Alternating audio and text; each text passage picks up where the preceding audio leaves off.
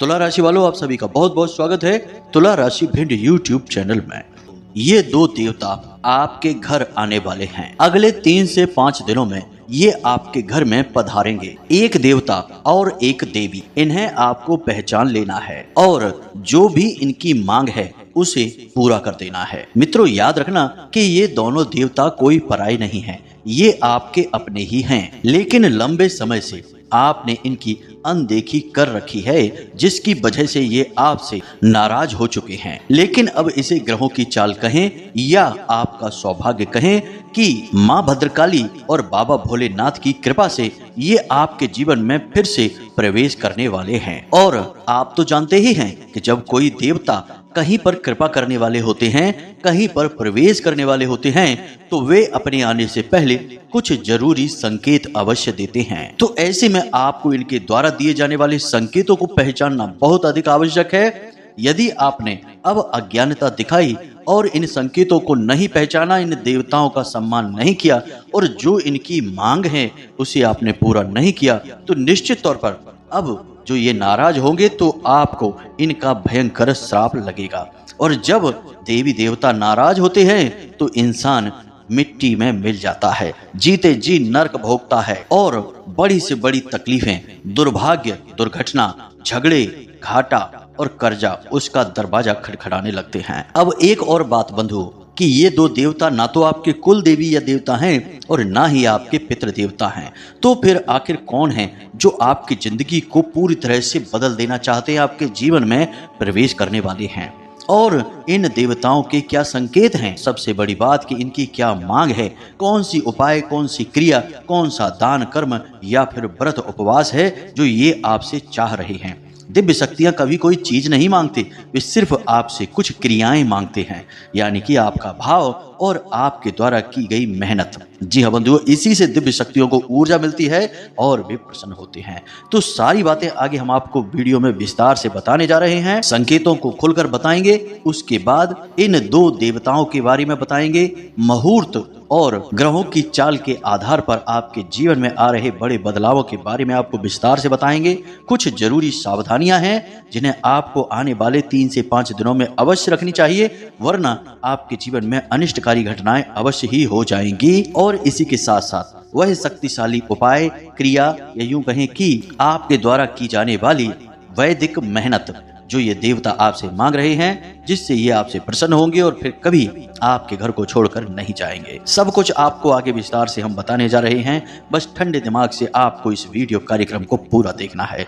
बंधुओं, आप तो जानते ही हैं कि हम अपने हर एक कार्यक्रम में कुछ न कुछ ऐसा अनोखा और अद्भुत और जीवन के बारे में छुपा हुआ ज्ञान लेकर आते हैं, जो कि हमारे वेद, पुराण और शास्त्रों पर आधारित होता है, ज्योतिषीय गणनाओं के आधार पर होता है। और सबसे बड़ी बात कि माता रानी की कृपा और आशीर्वाद इन्हीं ज्ञान के माध्यम से आप तक पहुंचता है, क्योंकि यह ज्ञान हमें खुद माता रानी ध्यान के माध्यम से उपलब्ध कराती हैं। इनकी अनुभूतियां हमें होती हैं, तब हमारे मन में विचार उठते हैं और उन्हीं तरंगों के माध्यम से हम आपके लिए वीडियो बनाने के लिए, कार्यक्रम तैयार करने के लिए प्रेरित होते हैं। इसीलिए हम आपसे कई बार कह चुके हैं कि जब हम रात्रि में ध्यान लगाकर बैठते हैं और कोई विशेष बड़ी अनुभूति हमें होती है, तो हम रात्रि में कार्यक्रम आपके लिए रिकॉर्ड करने लगते हैं। चाहे फिर 1 बजा हो, 2 बजा हो, कोई फर्क नहीं पड़ता है, क्योंकि सबसे बड़ी बात हमारे लिए यहाँ पर यह है कि हम जो भी बातें आपको बताते हैं उसे हम माता रानी की भक्ति, उनकी सेवा समझकर करते हैं। यह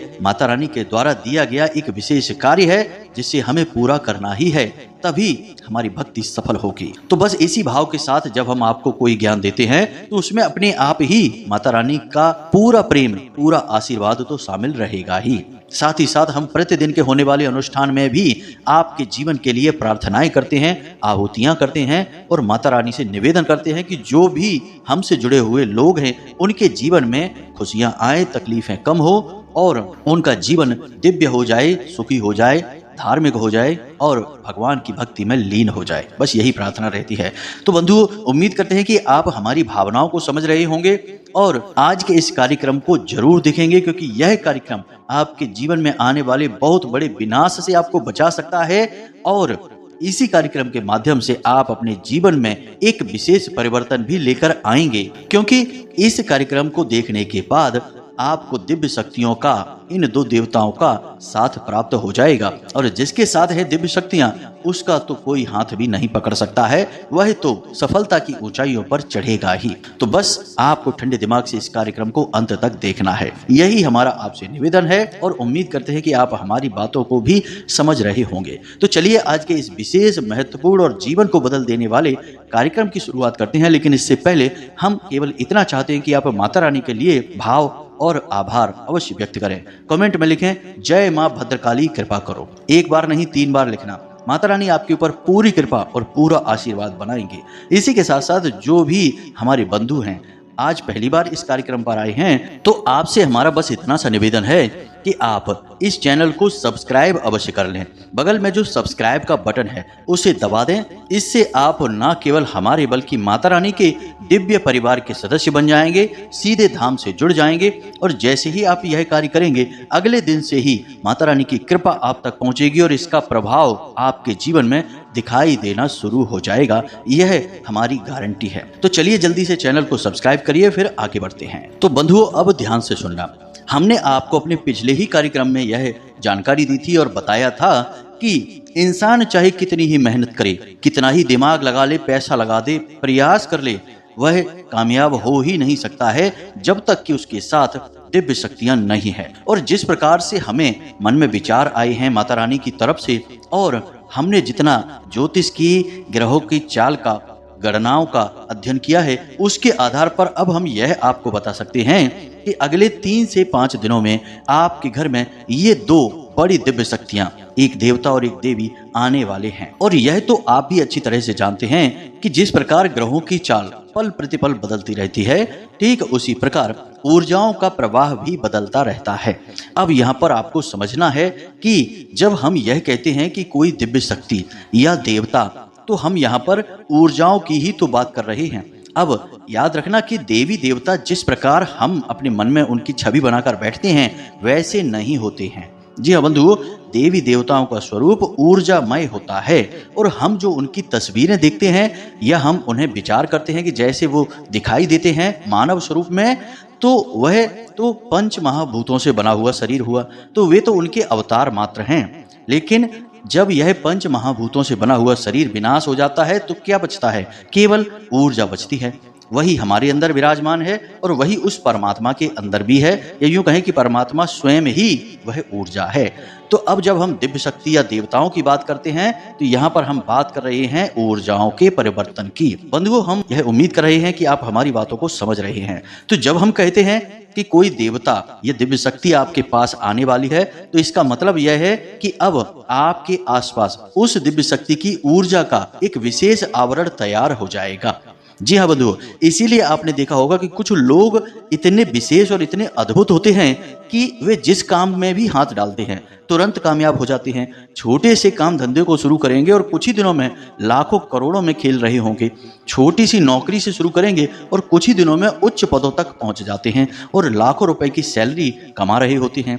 तो ऐसा आखिर क्यों होता है? तो ऐसा इसलिए होता है क्योंकि उनके आसपास कुछ विशेष ऊर्जाएं हमेशा निवास करती हैं। अब ये ऊर्जाएं उनके पास क्यों रहती हैं?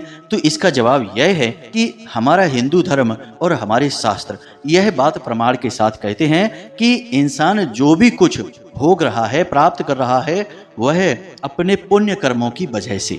तो या तो कोई इंसान बहुत ज्यादा पुण्य कर्म करता है, धर्म से जुड़ा होता है, तो उसके आसपास सकारात्मक ऊर्जाओं का वातावरण तैयार रहता है और विशेष ऊर्जाएं, सकारात्मक शक्तियां उसे घेर कर रखती हैं। दूसरा यह भी होता है कि उसके पिछले जन्मों का कोई विशेष पुण्य कर्म होता है, जिसकी वजह से कुछ ऊर्जाएं हमेशा उसके आसपास बनी रहती हैं। जैसे कि पिछले जन्म में उसने किसी विशेष दिव्य शक्ति की लंबे समय तक आराधना की थी, अब वह दिव्य शक्ति उससे उस समय पर सिद्ध भी हो गई। अब इस जन्म में वह पुनः से नए शरीर में आया। अब इस नए शरीर में उसे कुछ भी ज्ञान नहीं है पिछले जन्म का, लेकिन जो दिव्य शक्तियां हैं उन्हें तो सब कुछ पता रहता है कि यह वही परम पवित्र आत्मा है। तो अब वह जो दिव्य शक्ति है वह उस आत्मा के साथ हमेशा निवास करती है। तो अब ऐसे में वह इंसान जो भी कुछ करेगा उसमें उसे दिन दूनी रात चौगनी तरक्की प्राप्त होगी। जी हाँ बंधुओं, इसीलिए आपने देखा होगा कि कुछ लोग बहुत छोटी सी उम्र में बहुत ज़्यादा कामयाबियां हासिल कर लेते हैं।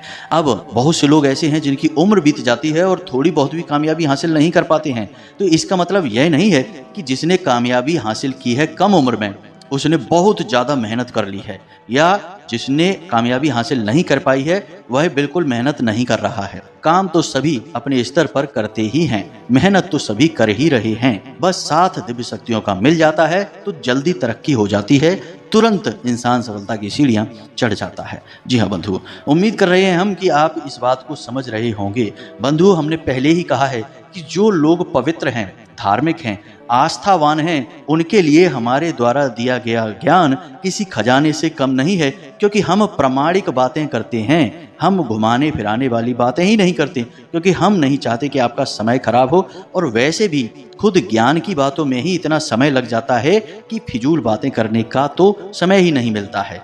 तो ऐसे लोगों के लिए यह वीडियो बिल्कुल ज्ञान का खजाना है, किसी पवित्र नदी की धारा के समान है, क्योंकि यह धर्म और ज्ञान और आध्यात्म में सराबोर रहता है। लेकिन जो लोग कुतर्की हैं, वितर्की हैं, अकर्मी हैं या विकर्मी हैं, कई प्रकार के लोग होते हैं, विधर्मी होते हैं, वे लोगों के लिए यह वीडियो कार्यक्रम बिल्कुल धूल मिट्टी के समान है, कंकड़ पत्थर के समान है। और इस कार्यक्रम में केवल कोरी बकवास की जा रही है। जी हाँ बंधुओं, क्योंकि हमारे वेद खुद ही कहते हैं कि परोक्षवादः वेदोयम, वेदों की भाषा परोक्षवादी होती है, और वेदों की भाषा यानी धर्म की भाषा। तो धर्म की भाषा समझने के लिए धार्मिक होना बहुत आवश्यक है। अधार्मिक व्यक्ति के लिए धर्म किसी काम का नहीं है, उसे अभी लंबी यात्रा करनी है। जी हाँ बंधुओं, तो अब उम्मीद हम कर रहे हैं कि यहाँ तक सारी बातें आपको समझ में आ रही हैं कि कैसे जीवन में तरक्की मिलती है, कैसे इंसान सफलता की सीढ़ियां चढ़ जाता है। अब हम बात कर रहे हैं आपके जीवन में बन रही ग्रह दशा और उन परिस्थितियों के बारे में जिनमें ये दो दिव्य शक्तियां आपकी ओर आकर्षित हो रही हैं। हमने पहले ही कहा था कि यह भगवान भोलेनाथ की कृपा कह सकते हैं या माँ भद्रकाली की कृपा और आशीर्वाद, कुछ भी कहें, लेकिन ये दो दिव्य शक्तियां आपके जीवन में बड़े बदलाव लेकर आने वाली हैं। इसका प्रमाण भी हम आपको अभी देने वाले हैं, कुछ संकेत बताएंगे। तो अब सबसे पहले बात करते हैं उन संकेतों की जिनसे यह पता लगेगा कि ये दो दिव्य शक्तियां आपके जीवन में आने वाली हैं। उसके बाद इन दिव्य शक्तियों के बारे में बताएंगे, इनका नाम बताएंगे और इनके गुणों के बारे में बात करेंगे, ताकि आप इनके बारे में अच्छी तरह से समझ जाएं। तो सबसे पहले संकेतों की बात करते हैं। तो जैसा कि हमने कहा कि ये दिव्य शक्तियां हैं और पवित्र ऊर्जाएं हैं, तो पवित्र ऊर्जाओं के द्वारा दिए गए संकेत भी पवित्र ही होंगे। जी हाँ बंधुओं, लेकिन हम लोगों का जो मन है, जो ये भौतिक शरीर है और यह संसार जो कि पापमय है, इसमें रहने वाला हमारा जो शरीर और मन है, यह इन संकेतों को नकारात्मक तौर पर भी ले सकता है।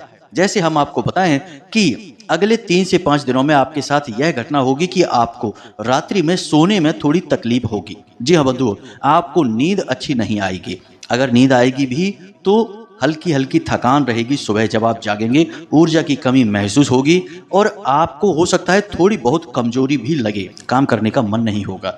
रात को आप सोने के लिए लेटेंगे जरूर, लेकिन आप सो नहीं पाएंगे। कई तरह के विचार आपके मन में चलते रहेंगे, एक अजीब सी बेचैनी आपके मन में रहेगी। अब ऐसा क्यों है? क्योंकि दिव्य शक्तियां आपके पास आ रही हैं, लेकिन आपके आसपास जो पहले से मौजूद नकारात्मक ऊर्जा का वातावरण है, वह यह कभी नहीं चाहेगा कि दिव्य शक्तियां आपके जीवन में आएं। क्योंकि अगर वे आएंगी तो इस नकारात्मक ऊर्जा को जाना पड़ेगा, क्योंकि एक ही प्रकार की ऊर्जाएं तो आपके आसपास रहेंगी किसी भी स्थान पर। तो फिर जब यह नकारात्मक ऊर्जा को असहजता महसूस होगी, कठिनाई महसूस होगी, तो यह आपको भी असहज करेगी, आपके मन को भी दूषित करेगी।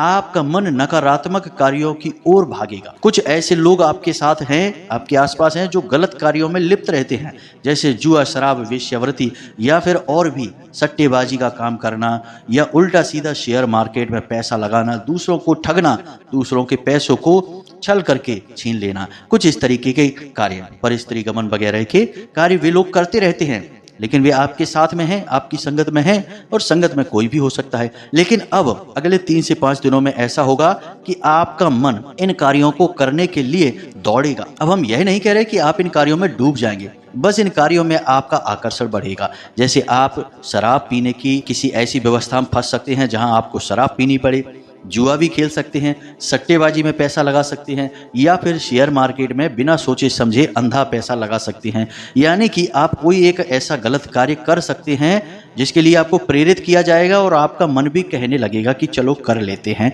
कोई बुराई नहीं है। यानी नकारात्मक गलत कार्य आप करेंगे, और यह इसलिए होगा क्योंकि जो नकारात्मक ऊर्जा आपके आसपास है, वह नकारात्मक ऊर्जा आपको गलत कार्य करने के लिए जानबूझकर प्रेरित करेगी, ताकि आपके पास पाप कर्म इकट्ठा हो और पुण्य ऊर्जाएं, देवी देवताओं की ऊर्जाएं आपसे दूर भाग जाएं, वे आपके पास ना आए। यही तो होता है, जहां पाप कर्म अधिक होता है वहां दिव्य शक्तियां नहीं रहती हैं। अगर आना भी चाहेंगी तो नहीं आ पाएंगी। जी हाँ बंधुओं, इसीलिए कहा जाता है कि अपना पुण्य का घड़ा हमेशा भरा रहना चाहिए, ताकि पवित्र ऊर्जाएं, हमारे पुरखे पूर्वज, हमारे कुल देवी देवता या हमारे रक्षक गण हैं, वे कभी भी हमें छोड़कर ही ना जाएं। अगर ऐसा रहेगा कि पुण्य का घड़ा हमारा भरा रहेगा, हम दान धर्म कर्म, भगवान का भजन कीर्तन और हमेशा सकारात्मक विचारों में डूबे रहेंगे, तो कभी भी भगवान की ऊर्जा हमारा साथ ही नहीं छोड़ेगी, फिर हमारा अनिष्ट होगा ही नहीं कभी भी। अब तीसरा, अगले 3 से 5 दिनों में आप जो कार्य करेंगे उनके बारे में बता देते हैं कि आप अपने पैसे को उल्टा सीधा खर्चा करेंगे। जी हाँ बंधु, आप ऐसी चीजों पर खर्चा कर देंगे जिनका आप उपयोग ही नहीं करेंगे, क्योंकि ऐसा भी आप इसी वजह से करेंगे क्योंकि नकारात्मक ऊर्जाएं आपसे करवाएंगी लक्ष्मी का अपमान। याद रखना कि पैसे की फिजूल खर्ची माता लक्ष्मी का अपमान है, यह धन लक्ष्मी का अपमान है। तो ये तो कुछ ऐसे संकेत हैं जो बड़े अजीब से लग रहे हैं कि दिव्य शक्तियां आने वाली हैं और हम किस प्रकार के कार्यों में डूब रहे हैं, लेकिन हमने आपको कारण इसका बता दिया है कि आप क्यों करेंगे। ये नकारात्मक संकेत हैं और ये चेतावनियां हैं आपके लिए। यदि आपके मन में ऐसे भाव उठें जो कि नकारात्मक हैं, गलत कार्यों को करने के लिए प्रेरित कर रहे हैं, तो उन भावों की तीव्रता को आपको नजरअंदाज करना है, उन कार्यों में डूबना नहीं है, वरना आप आने वाले सुनहरे मौके को गवा देंगे।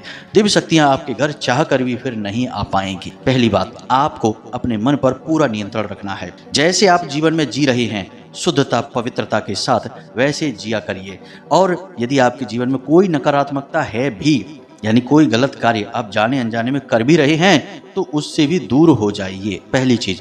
अब हम आपको बताते हैं कुछ ऐसे संकेत जो आपको स्पष्ट कर देंगे कि ये 2 दिव्य शक्तियां या भगवान की शुद्ध सकारात्मक ऊर्जा आपके जीवन में आ रही है। तो पहला संकेत यह रहेगा कि आप किसी काम के लिए लंबे समय से परेशान चल रहे थे कि आपका वह काम बन नहीं रहा था, या तो आपका पैसा किसी ने ले लिया, वह दे नहीं रहा था, या कोई सरकार की तरफ से आपकी कोई भी डील है जो पूरी नहीं हो पा रही है।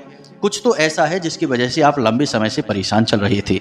तो अचानक से अगले 3 से 5 दिनों में कुछ ऐसा होगा कि उसमें गति आ जाएगी और उसके नतीजे सकारात्मक प्राप्त होने लगेंगे। आपके मन में उस कार्य के लिए नई ऊर्जा का संचार होगा, आपके मन में सकारात्मक विचार आएंगे, आपका मन प्रसन्न हो जाएगा। जी हाँ बंधु, जिसका आप लंबे समय से इंतजार कर रहे थे वह कार्य या तो पूरा हो जाएगा या फिर अच्छी संभावनाएं और अच्छे संकेत दिखाने लगेगा, जिससे आप खुश हो जाएंगे। दूसरा, कि आपको एक ऐसे इंसान से मदद मिलेगी जिससे आपको कोई उम्मीद ही नहीं थी। याद रखना कि इस संसार में बिना मदद लिए और बिना मदद किए कभी गुजारा हो ही नहीं सकता है। अगर ऐसा न होता तो भगवान श्री राम ने क्यों वानर सेना की मदद ली, हनुमान जी की और सुग्रीव जी की मदद ली।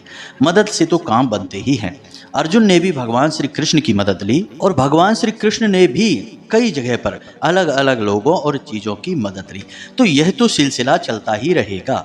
अब आपको किसी एक ऐसे इंसान से मदद मिलेगी जिसके बारे में आपने कभी सोचा ही नहीं था, या तो वह बहुत अनजान इंसान है, अचानक आपकी मदद करने के लिए आगे आएगा, या फिर कोई एक ऐसा इंसान जिसके बारे में आप कभी सोच ही नहीं सकते कि यह मदद करेगा और वह अचानक आपकी मदद कर देगा, जिससे आपको आश्चर्य तो होगा ही, साथ ही साथ आपको अच्छा भी लगेगा। तीसरा संकेत, कि अचानक से आपके मन में धार्मिकता का भाव बढ़ जाएगा। जी हाँ बंधु, आप जिस भी भगवान की पूजा पाठ आराधना करते हैं, आपके मन में विचार उठने लगेंगे कि अब आप उनके लिए कुछ विशेष करें, कुछ विशेष पूजा का आयोजन करें, उनके तीर्थ स्थान पर जाएं, उनके दिव्य धाम के दर्शन करें।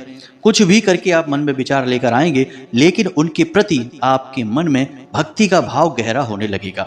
आप समय मिलने पर उनके भजन सुनेंगे, उनका नाम जाप करेंगे, उनका मंत्र उच्चारण करेंगे और पूरे विधि विधान से उनकी पूजा पाठ भी करेंगे। यह भाव भी अचानक से आपके मन में उठना शुरू हो जाएगा और यह बहुत अच्छा संकेत है, बहुत पवित्र संकेत है। यह स्पष्ट कर देगा कि आपके जीवन में दिव्य ऊर्जाएं, देवी देवताओं की ऊर्जाएं आने वाली हैं, क्योंकि जो जैसा व्यक्ति होगा उसके लिए वैसी ही तैयारियां होंगी। दिव्य शक्तियां हैं, पवित्र ऊर्जाएं हैं, तो वे आपके मन को तो पवित्र करेंगी ही, एक तरफ भटकाने का कार्य भी करेंगी, जो कि नकारात्मक ऊर्जाएं कर रही हैं। लेकिन अगर आपने अपने मन पर नियंत्रण कर लिया तो फिर जबरदस्त पवित्रता आपके मन में आ जाएगी और यह दिव्य शक्तियों के हावी होने का संकेत होगा, नकारात्मक ऊर्जाओं के भागने का प्रमाण होगा। तो ये तो थी संकेतों के विषय में जानकारी और कुछ जरूरी चेतावनियां और सावधानियां जिन्हें आपको अपने आने वाले 3 से 5 दिनों में अच्छी तरह से समझ लेना है और जीवन में उतारना है।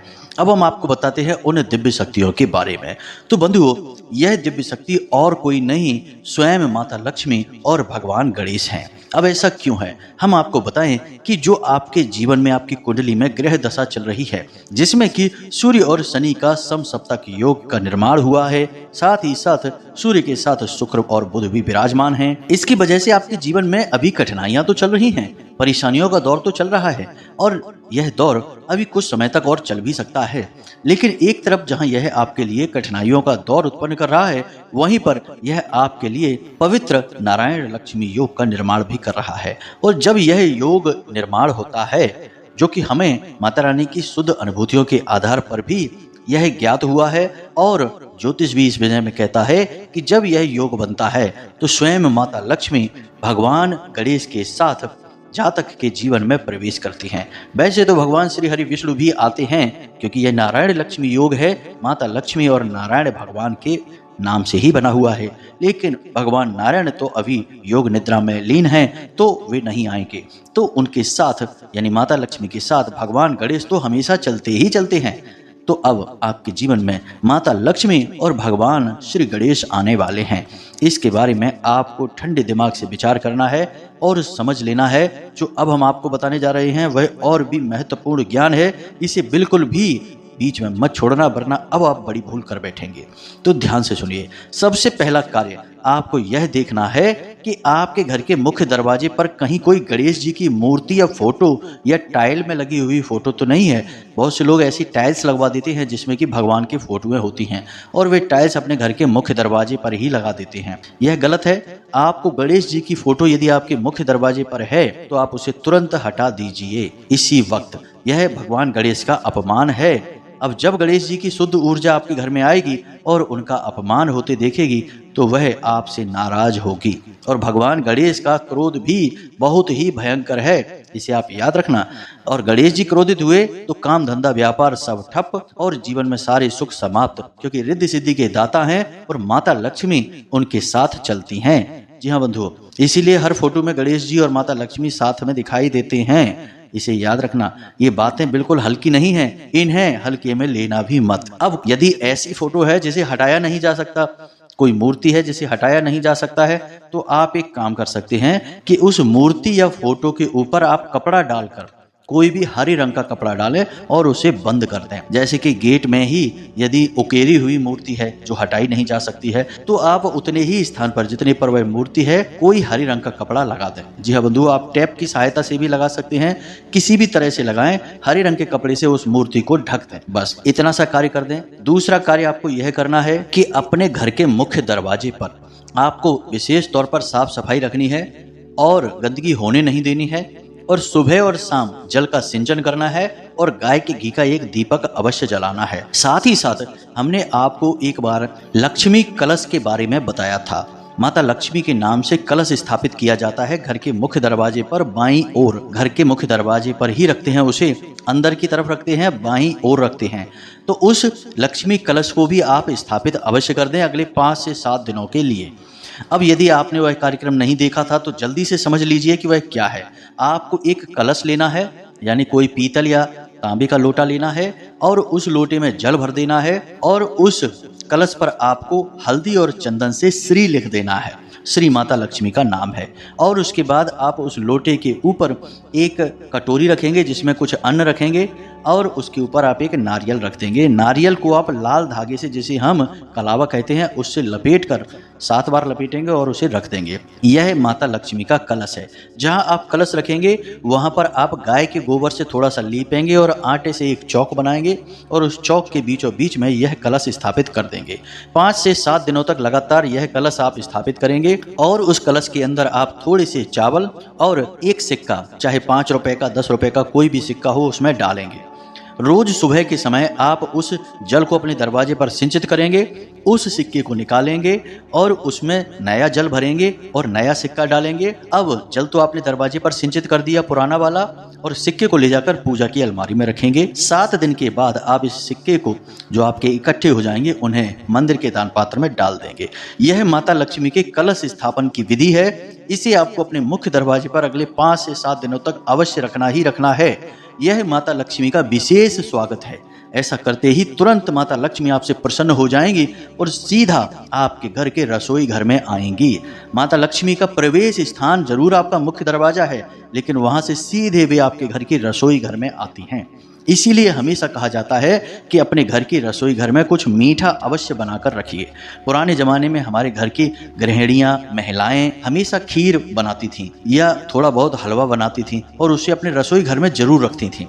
माता लक्ष्मी को मीठा बहुत प्रिय है, तो वे इस मीठे से आकर्षित होंगी।